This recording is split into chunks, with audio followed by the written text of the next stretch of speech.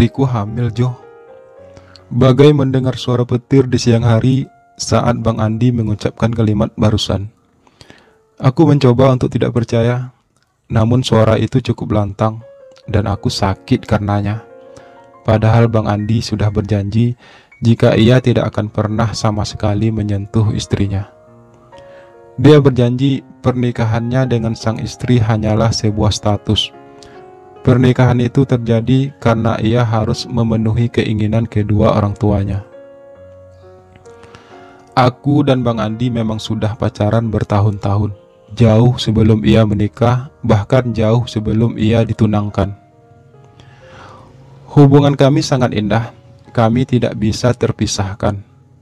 Namun karena Bang Andi sudah berumur kepala tiga dan juga sudah mempunyai kehidupan yang mapan, pihak keluarganya terutama sang ibu bersikeras agar Bang Andi segera menikah. Bang Andi berusaha menolak awalnya. Bahkan kami sempat kabur beberapa bulan hanya untuk menghindari perjodohan itu. Tapi akhirnya Bang Andi tak bisa menolak lagi karena ibunya jatuh sakit. Dengan sangat terpaksa, Bang Andi pun akhirnya menikah dengan gadis pilihan orang tuanya. Kita akan tetap bersama, Jo. Aku akan menceraikan istriku setelah pernikahan kami berjalan beberapa bulan nantinya, dan aku tidak akan pernah menyentuhnya. Begitu janji Bang Andi waktu itu, beberapa hari menjelang pernikahannya. Aku, walau dengan perasaan berat dan hati yang terluka, harus merelakan Bang Andi menikah. Berhari-hari aku menangisi semua itu.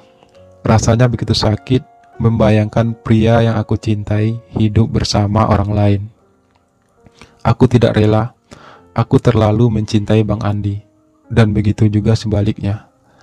Tapi kami memang tidak bisa melawan takdir.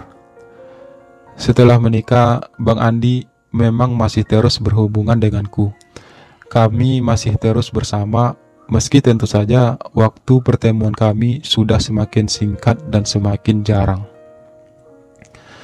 Meski terasa sakit, aku mencoba menjalani hubungan tersebut. Setidaknya aku masih memegang janji Bang Andi untuk segera menceraikan sang istri. Namun setelah beberapa bulan, Bang Andi tak kunjung jua bercerai. Sampai kapan kita akan seperti ini, Bang? Katanya abang akan menceraikan istri abang secepatnya. Ucapku suatu hari menuntut janji Bang Andi. Kamu sabar ya, Jo, karena ini gak segampang itu, jawab Bang Andi beralasan. Aku masih mencoba untuk tetap bersabar. Setidaknya Bang Andi masih selalu punya waktu untukku, meski sebenarnya terasa sangat singkat bagiku. Hingga akhirnya kalimat barusan keluar dari mulut Bang Andi. Kalimat yang terdengar sangat menyakitkan bagiku. Istriku hamil, Jo. Terngiang kembali ucapan Bang Andi tadi di pikiranku. Tega kamu, Bang, ucapku akhirnya dengan nada pilu. Setelah berucap demikian, aku segera menstarter motorku lalu memacunya dengan cepat keluar dari kebun sawit tersebut. Berkali-kali Bang Andi berteriak memanggilku. Aku tak mempedulikannya.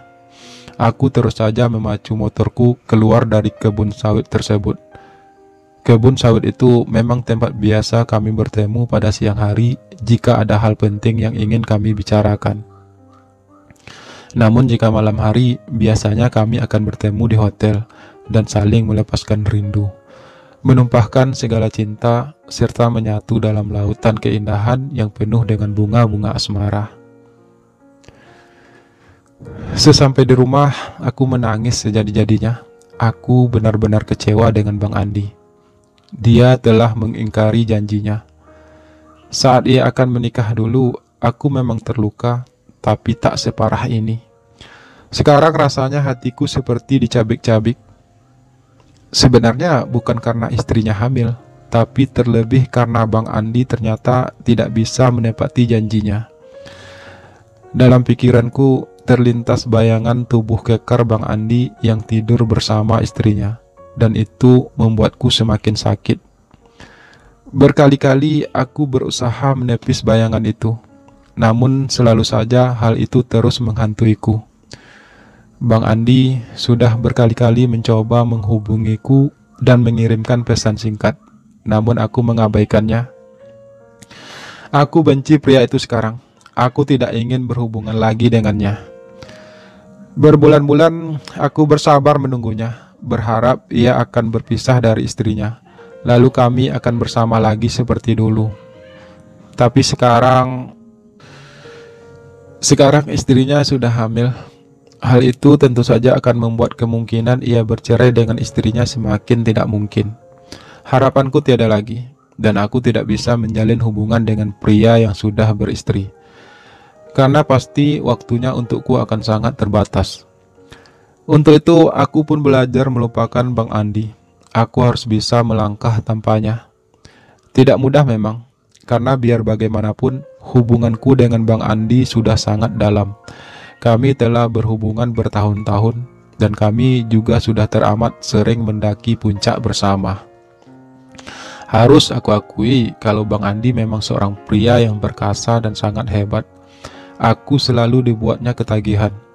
Tapi justru karena itu, aku tidak rela harus berbagi dirinya dengan orang lain, sekalipun itu istrinya. Aku lebih baik tidak bersamanya daripada harus menjadi yang kedua.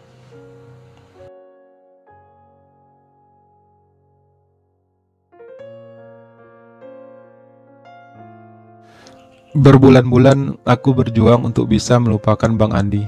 Meski Bang Andi sendiri selalu berusaha untuk menemuiku, namun aku juga selalu berusaha untuk menghindarinya. Hingga akhirnya Bang Andi sepertinya sudah menyerah. Dia sudah tidak lagi menghubungiku. Mungkin juga ia sudah terlalu nyaman bersama istrinya, apalagi saat ini kehamilan istrinya sudah membesar. Aku juga tidak peduli dengan semua itu sekarang. Aku mulai menikmati kesendirianku, menikmati indahnya kebebasan.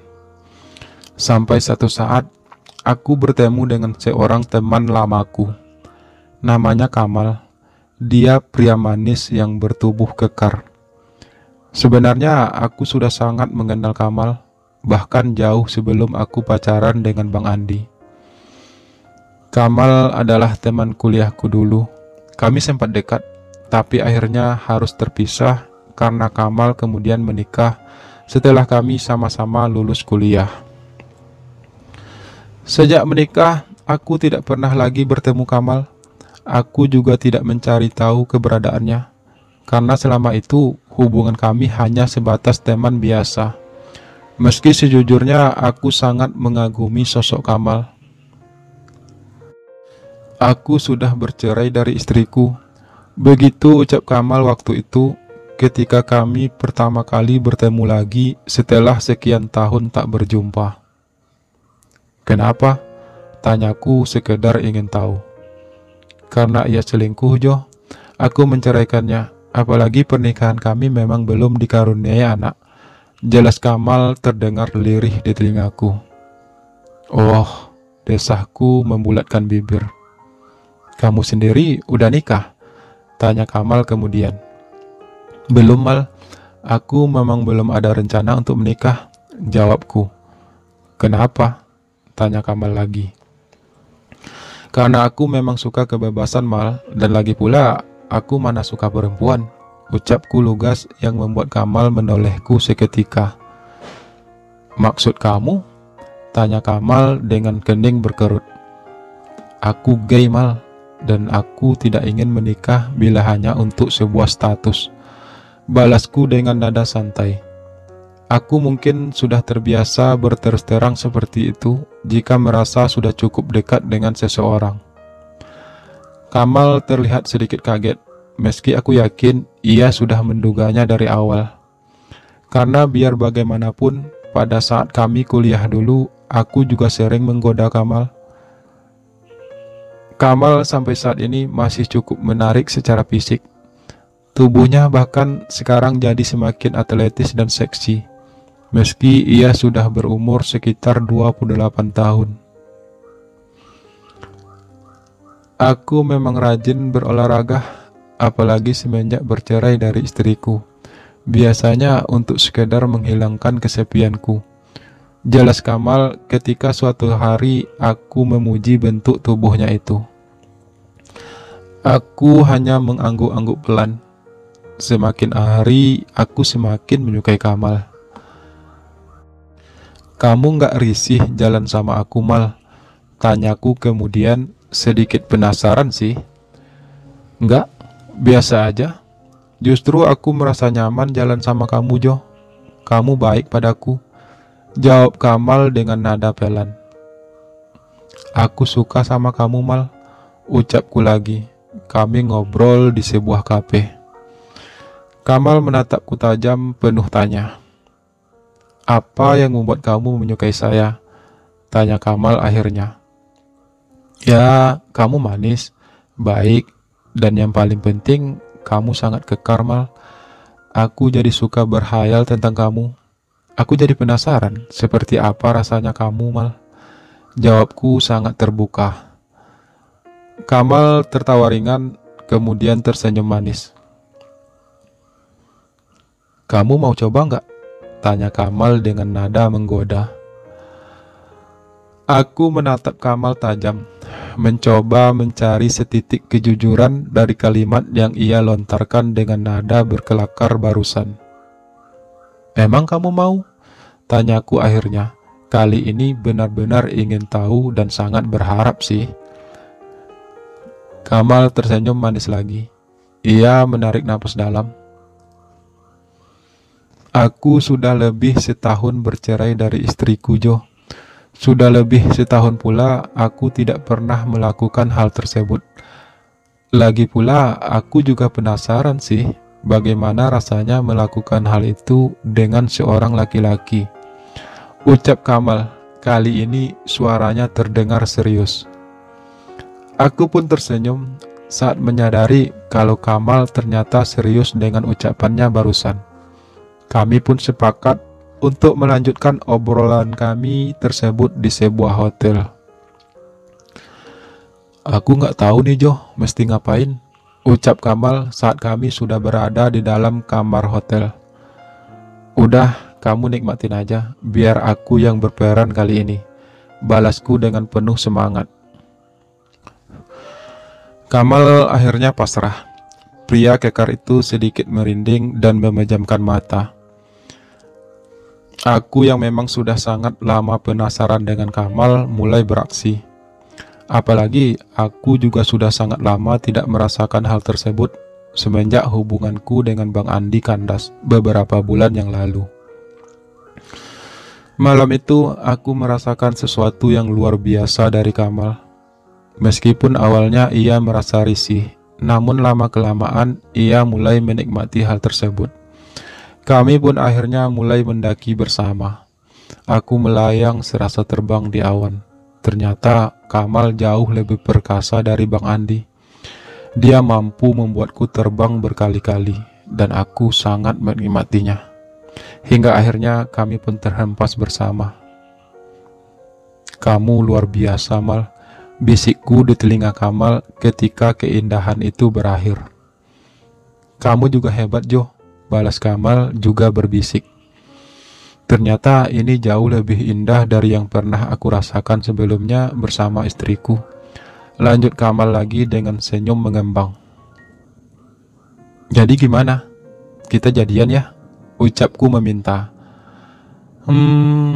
Kamu tuh ya? Balas Kamal sambil mencubit hidungku lembut. Aku tertawa ringan sambil melepaskan tangan Kamal dari hidungku. Kamu mau nggak? Tanyaku lagi penuh harap. Kamal bangkit dari rebahannya lalu kemudian berdiri menuju kamar mandi. Setelah beberapa saat, Kamal keluar dari kamar mandi. Ia terlihat habis mandi. Kita jalani seperti ini dulu ya, Jo, ucap Kamal akhirnya sambil ia memakai pakaiannya kembali. Kamu mau kemana? Tanyaku, melihat Kamal yang sudah rapi kembali. Aku mau pergi, balas Kamal ringan. Kamu nggak nginap? Tanyaku lagi. Nggak, Jo, aku ada keperluan lain, Sampai jumpa lain waktu ya. Setelah berucap demikian, Kamal mulai melangkah menuju pintu dan segera keluar. Aku masih terbaring malas di tempat tidur itu. Sebenarnya aku berharap bisa melakukannya lagi bersama Kamal malam itu. Tapi Kamal sepertinya tidak mengharapkan hal tersebut. Aku semakin menyukai Kamal. Ia terasa begitu sempurna bagiku. Semua yang terjadi malam itu bersama Kamal terasa sangat indah. Aku semakin terbuai dalam cintaku kepada Kamal. Beberapa hari kemudian kami kembali bertemu. Kami bertemu di hotel yang berbeda. Kamal kembali membuatku melayang dan terbang sangat tinggi dan indah. Namun sekali lagi ia pergi tanpa menginap. Selalu seperti itu, setiap kali kami bertemu, Kamal selalu pulang duluan. Hal itu terus terjadi hingga berbulan-bulan. Sampai akhirnya aku tahu kalau Kamal ternyata selama ini membohongiku. Ia ternyata belum bercerai dari istrinya. Dia bahkan ternyata sudah punya anak dari pernikahannya. Aku tidak tahu mengapa ia harus berbohong. Namun yang pasti, Kamal tiba-tiba menghilang semenjak aku mengetahui kebohongannya itu. Aku tidak bisa menghubunginya. Aku tidak bisa lagi menemuinya. Kini aku kembali sendiri. Mungkin sudah menjadi nasibku seperti ini. Harus selalu dibohongi oleh orang yang aku cintai.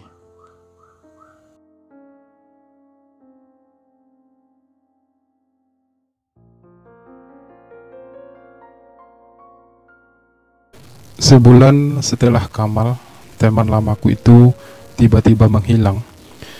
Ia ternyata kemudian datang menemuiku. Dia meminta maaf karena menghilang tanpa kabar dan juga telah membohongiku selama ini.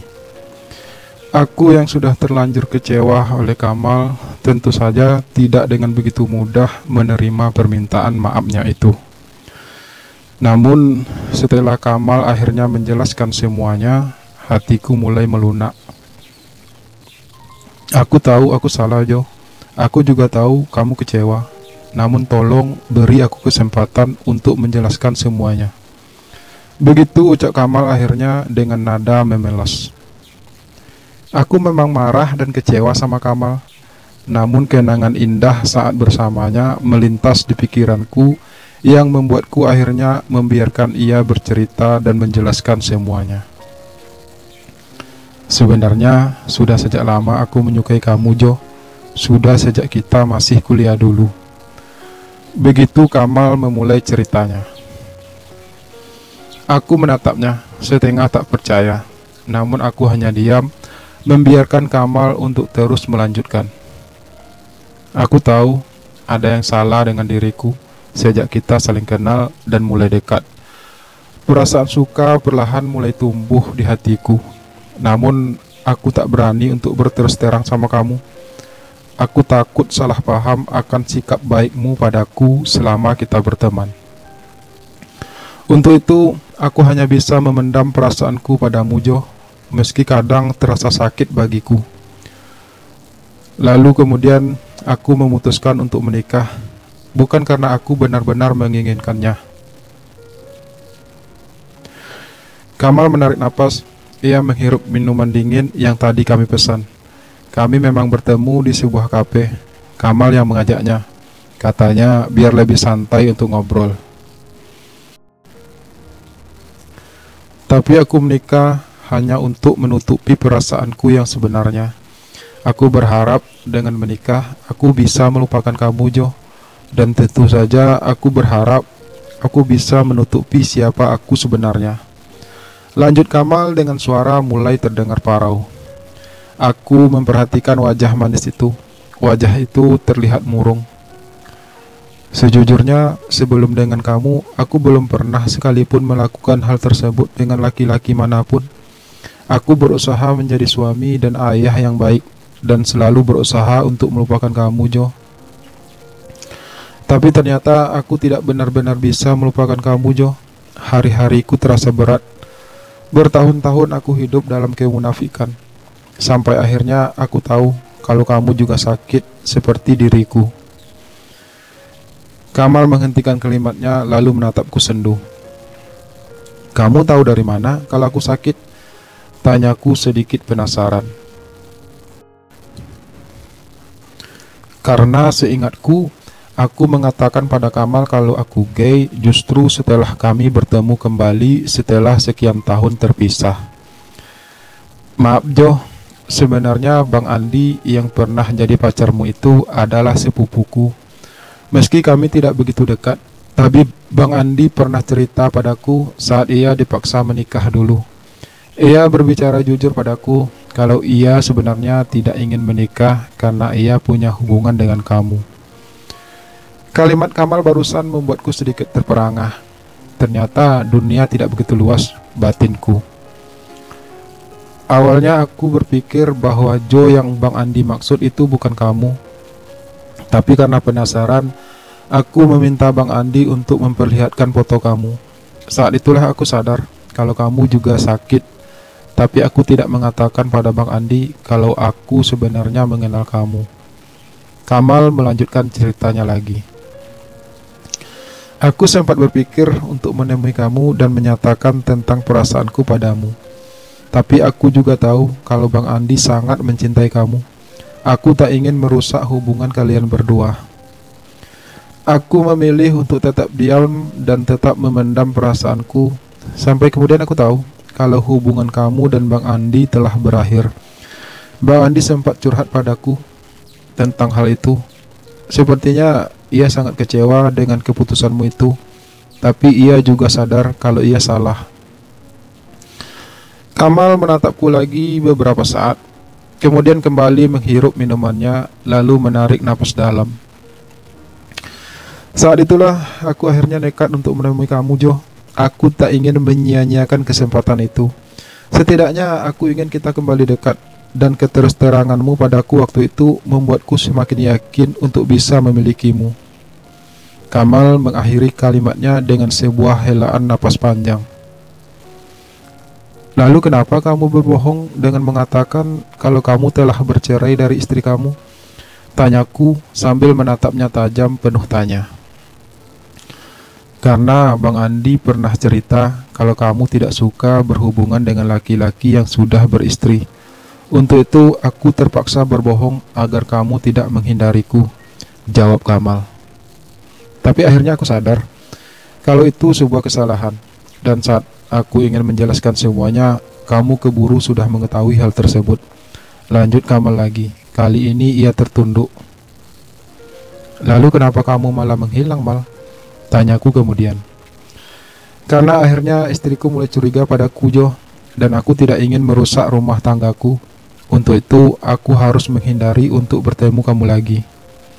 Lagi pula kamu sudah tahu kalau aku sebenarnya belum bercerai dan sudah punya anak.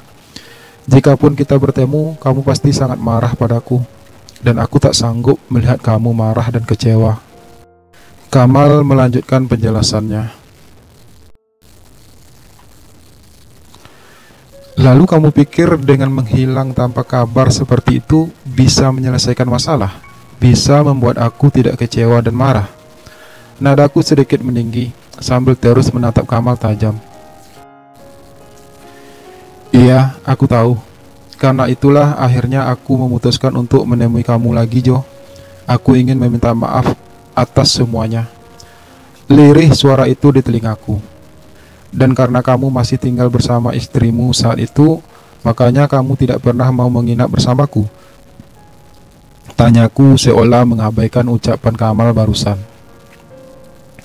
Kamal hanya mengangguk pelan dengan raut wajah bersalahnya.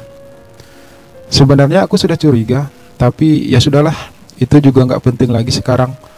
Ucapku mulai menurunkan intonasi suaraku lagi. Kamu mau memaafkan aku kan, Jo? Kamal bersuara lagi. Kali ini ia beranikan menatap mataku. Nggak semudah itu, Mal, jawabku. Suaraku mulai ketus lagi.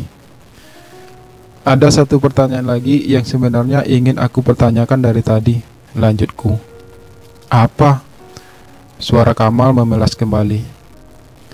Kenapa waktu pertama kali kita melakukan hal tersebut, kamu seakan merasa risih. Padahal kalau sebenarnya kamu memang sakit dan juga menginginkanku, kamu sudah bisa menikmati hal itu dari awal. Ujarku sambil terus menatap Kamal. Dan kenapa juga pada awal-awal kita bertemu kembali setelah terpisah sekian tahun, kamu berlagak bak seorang laki-laki normal yang tidak punya perasaan apa-apa padaku. Aku melanjutkan. Kamal kembali tertunduk bak anak kecil yang dimarahi mama. Maaf Jo, seperti yang aku katakan tadi, itu adalah kali pertamanya aku melakukan hal tersebut dengan seorang laki-laki. Jadi aku sebenarnya bukan risih, tapi lebih kepada rasa takut. Kamal berujar juga akhirnya, setelah ia terdiam beberapa saat. Terus terang, saat itu aku juga merasa bersalah pada istriku, karena itu adalah pertama kalinya aku mengkhianatinya. Lanjutnya, suaranya semakin pelan. Dan kenapa aku harus berlagak bak cowok normal? Itu karena aku memang tidak ingin kamu tahu perasaanku yang sebenarnya. Karena menurutku, jika kamu tahu kalau aku juga seorang gay dan juga sangat menyukai kamu, aku takut kamu malah meminta lebih padaku. Kamu pasti akan meminta aku untuk terus bersama kamu. Padahal waktu itu aku belum siap Jo. Aku belum siap untuk meninggalkan istri dan anakku. Aku memang menyukai kamu, tapi aku juga tetap ingin bersama keluarga kecilku. Aku tak ingin menyakiti mereka. Sekali lagi Kamal mengakhiri kalimatnya dengan sebuah hempasan napas dalam. Aku mencoba memahami setiap penjelasan yang diungkapkan Kamal. Aku mencoba mencernanya. Meski sebagian kecil hatiku tak bisa menerima semua itu dengan mudah, tapi setidaknya Kamal sudah mengatakan yang sejujurnya. Dan ia juga sudah meminta maaf padaku. Apapun itu, aku memang harus memaafkan Kamal. Namun untuk kembali menjalin hubungan bersamanya, aku rasa aku belum siap. Bukan saja karena hatiku masih terasa sakit, tapi juga karena Kamal sampai saat ini masih bersama istrinya. Dan seperti prinsipku dari awal, aku gak mau menjalin hubungan dengan laki-laki yang sudah beristri. Aku tetap tidak mau menjadi yang kedua. Jadi sekarang kamu mau memaafkan aku kan Jo? Suara Kamal terdengar memelas lagi. Aku menoleh sejenak, menatap wajah penuh rasa bersalah itu. Perlahan ada perasaan iba menyusup di hatiku tiba-tiba. Iya, aku maafkan kamu Mal, ucapku akhirnya, meski dengan suara berat. Aku tak tahu apa aku benar-benar tulus mengucapkannya. Namun yang pasti, selanjutnya kulihat senyum pria manis itu mengembang. Apa itu artinya kita bisa bersama lagi? Kamal berucap lagi, kali ini sambil terus tersenyum seakan penuh harap. Maaf Mal, aku mungkin bisa memaafkan kamu, tapi untuk kembali bersama, aku rasa aku belum siap Mal. Kamu tahu kalau aku tidak suka menjalin hubungan dengan laki-laki yang sudah beristri. Jawabku berusaha tegas. Kamal kembali memperlihatkan wajah murungnya. Senyumnya lenyap kembali. Aku sangat mencintai kamu Jo. Hal itu yang aku rasakan selama bertahun-tahun. Tapi aku juga sangat menyayangi keluargaku. Aku tak mungkin meninggalkan mereka. Dan aku juga tidak bisa berpisah lagi darimu Jo. Aku mohon, kamu jangan membuat aku seperti ini Jo. Ucap Kamal kemudian panjang lebar. Aku tahu Mal, tapi aku memang tidak bisa, balasku datar. Aku tidak akan memberi kamu pilihan Mal, karena aku tahu itu sulit bagimu. Tapi jika kamu memang mencintaiku, seharusnya kamu tahu apa yang harus kamu lakukan. Maafkan aku Mal. Lanjutku, kali ini suaraku mulai bergetar. Ada gejolak yang tiba-tiba aku rasakan. Entah mengapa, aku merasa sakit mendengar kalimatku sendiri. Aku memang mencintai Kamal, apalagi mengingat apa yang telah kami lewati bersama. Tapi aku tak ingin menjadi orang ketiga dalam rumah tangganya. Dan aku juga tidak ingin menyakiti hatiku sendiri dengan menjalin hubungan dengan laki-laki yang telah beristri. Aku pernah melewati hal itu saat bersama Bang Andi dulu. Betapa sakitnya ketika kita sangat membutuhkannya, tapi dia justru sedang bersama istrinya, dan kita tidak bisa memaksanya. Betapa sakitnya ketika saat bersamanya baru beberapa saat, tiba-tiba sang istri menelpon dan memintanya untuk pulang segera.